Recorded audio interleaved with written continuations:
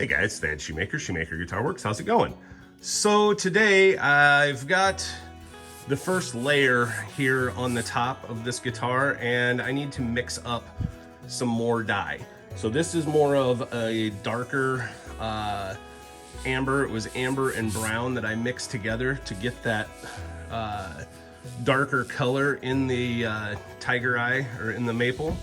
So now what I'm going to do is show you quickly here how I mix up my KEDA dyes. So I'm going to move the camera over here and I've just got this salsa jar with, you can see, about that much water in it, just about a 1/4 inch above the label. I've got my amber KEDA dye here. Open it up. You want to wear gloves doing this. It's not harmful or toxic, but it will stain the hell out of your fingers.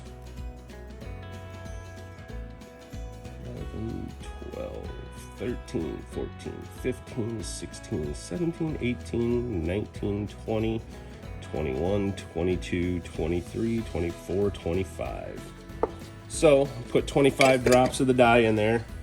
Be sure and close this stuff up because when it lands, if it goes over, you can see all the marks on my bench from the dye getting knocked over. And you just take it, shake it up, and then just let it sit and settle there for a little bit, and you will have your dye ready to go. Now in the meantime, back to the guitar. Sorry about the shakiness. What I'm gonna do is I'm gonna sand a little bit of this back, and you can see I had a little bit of that amber on my glove there. It's kind of accentuated it a little bit, but what I'm gonna do is sand a little bit of this back to get rid of a little bit of the muddiness that's got in the look in there, and then I will go over this. So I will bring you back for doing that.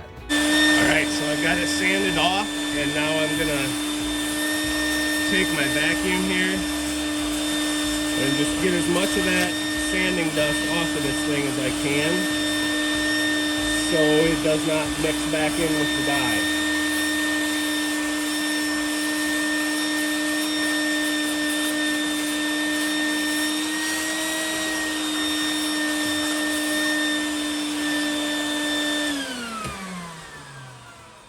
So now I can put my next layer of dye on there.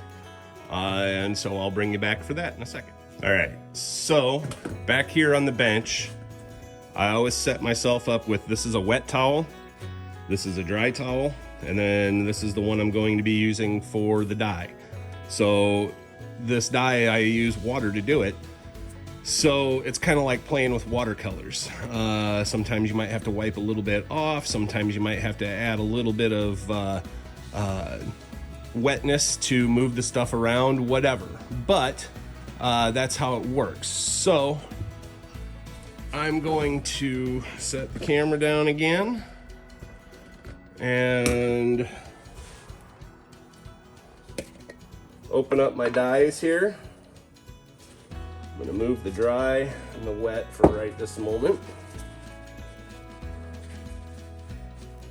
I'm going to take my towel here, or as Ben Crow calls it, your tool.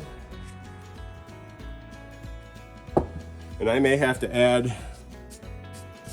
a little more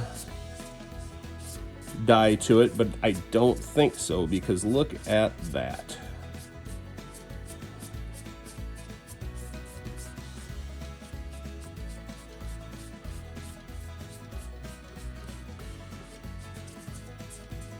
Look how that flame just comes out.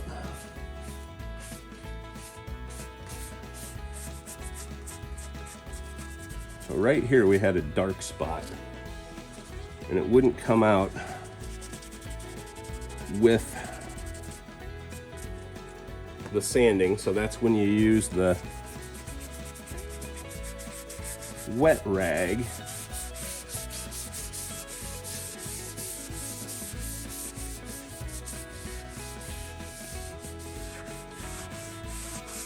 I think I'm going to add just a little bit more amber dye to that mix. 1, 2, 3, 4, 5, 6, 7, 8. 8 drops should be plenty.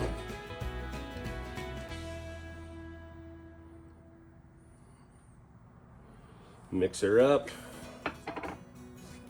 Just use that same rag. See how much that darkens it up. Not much, honestly.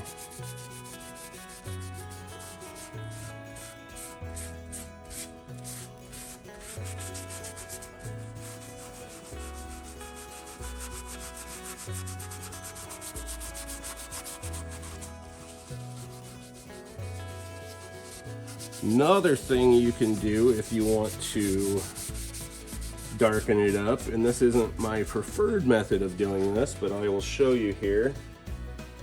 Just take and put a little bit of that dye that's already on your rag, and then just kind of use your fingers and spread it out over that. And there we go, that's what we're looking for. Amber that up some. Really makes it look like a tiger's eye.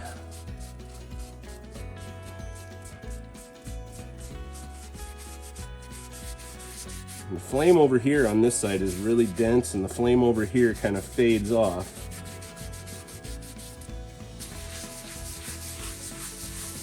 And just use that same rag and just keep moving the stain around until you're happy. Or the dye, I mean. I've pretty much exclusively used KEDA Dyes since I started because they're very similar to the dyes that Paul Reed Smith uses. And I'm gonna do that one more time. I'm gonna put a little bit on there. I'm gonna dip it in that amber that is lighter in color. Move it around there.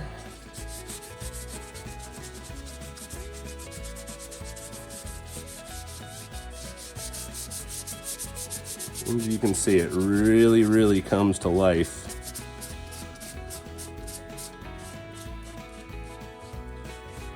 I'm trying to keep it off the edges of the maple as much as possible, so that saves me some sanding, because I'm going to seal that, and that's going to be our natural binding.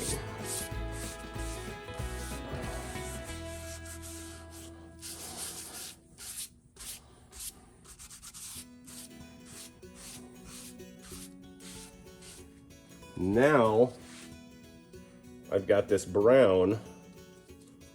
I'm going to add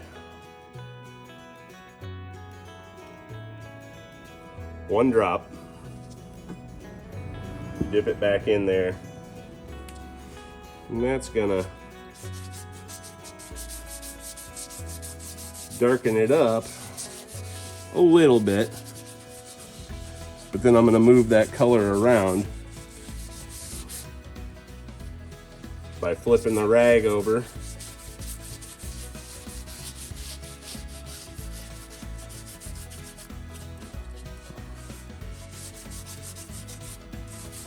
And that just really brings out the flame even more.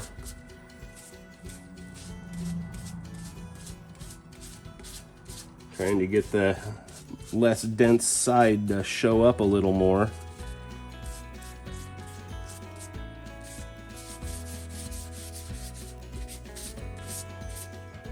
And then take your dry rag,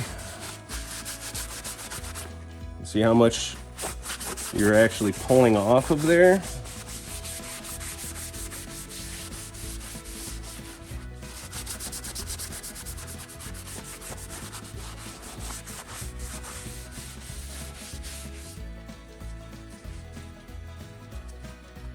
Now I'm going to take my wet rag here.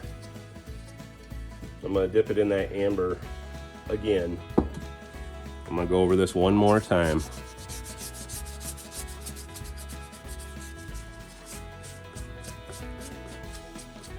I don't want this to be brown. We want it to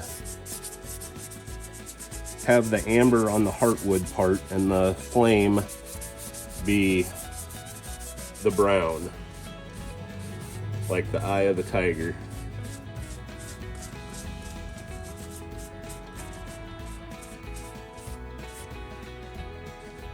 Once again, go over it with the dry. Now I'll let that dry. I'll send a picture to the customer, see if he approves of the final color. If he does, then I will move on to sanding off the edges and doing the back's pretty much finished sanded, but I will then dye the body, and I'm just going to use that same amber to give the mahogany just a little bit of color. So anyway, guys, that's how I do it. Thanks for watching. You guys have a great day. Hit that subscribe button.